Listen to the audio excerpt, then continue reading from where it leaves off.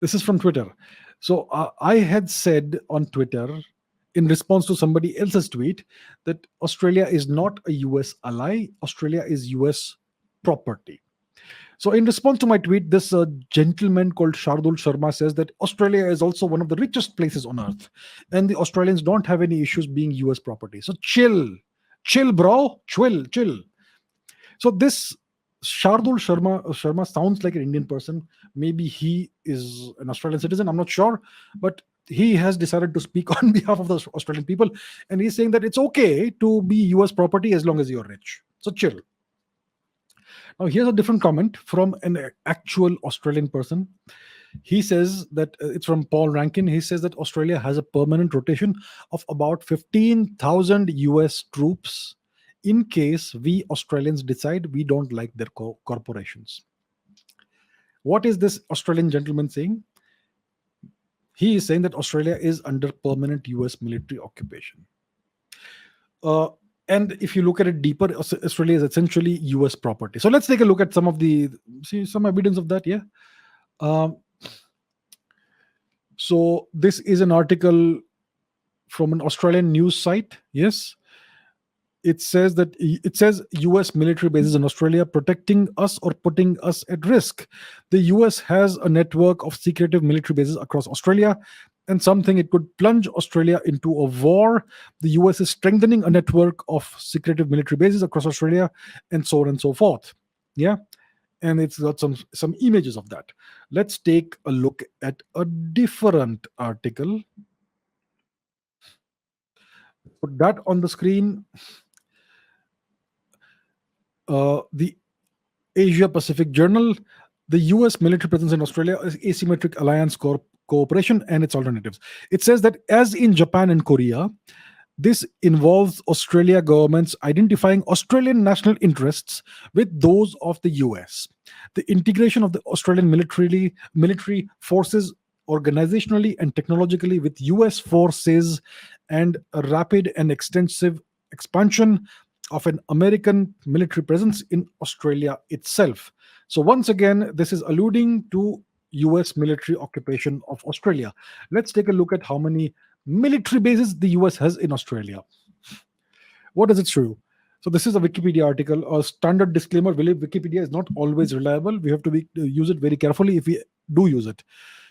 So, Australia, Pine Gap, Naval Communication System, Harold E. Holt, Robertson Barracks, and so on and so forth. It has a whole bunch of bases that are listed over here, but there are many more bases that are not listed, as is evident from the other articles that we just saw.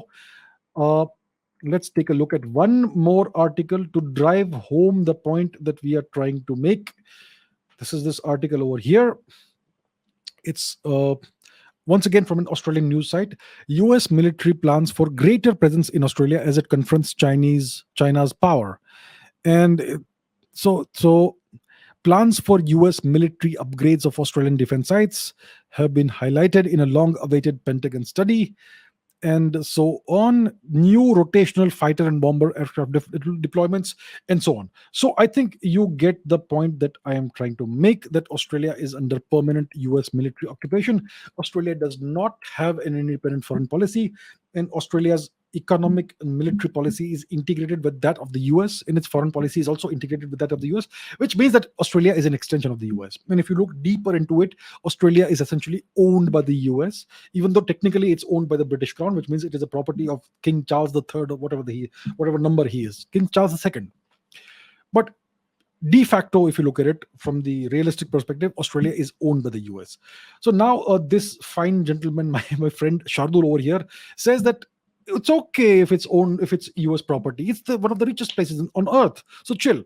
So what this gentleman is saying is that it's okay to be owned by somebody else as long as you are prosperous, you're rich, and you have a good life. So look at it like this. It's entirely possible for your country to be occupied by a foreign nation, and yet for the people of your country to have prosperity. Look at Japan. Japan has been under permanent hardcore US occupation since 1945. It doesn't have an independent foreign policy. Its economic policy is dictated by the US. Its internal policy also, to a large extent, is dictated by the US. to a large extent. And yet, Japan is the world's most technologically advanced nation. Its people are very prosperous compared to nations like India, very rich, very high GDP per capita. They have complete financial freedom. They can choose to go and move anywhere in the world if they want. So, individually, each individual in Japan is free. Each Japanese citizen is free and rich and prosperous. And yet the nation is enslaved by a foreign power. It is perfectly possible for an enslaved nation to have free people. So is that the right thing? Is that good?